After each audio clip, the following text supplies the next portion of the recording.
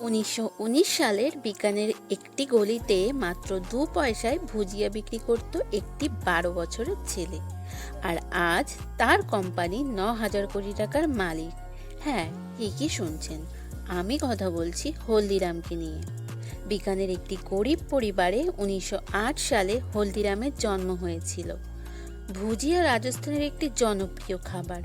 হলদিরামের দাদু বিকানের একটি মার্কেটে ভুজিয়া বিক্রি করতেন, আর সেই কারণেই 12 বছর বয়সেই হলদিরাম ভুজিয়া বানানো শিখে ফেলেন। আর তারপর থেকেই হলদিরাম প্রতিদিন দাদুর সঙ্গে দোকানে গিয়ে 2 পয়সার করে ভুজিয়া বিক্রি করতেন।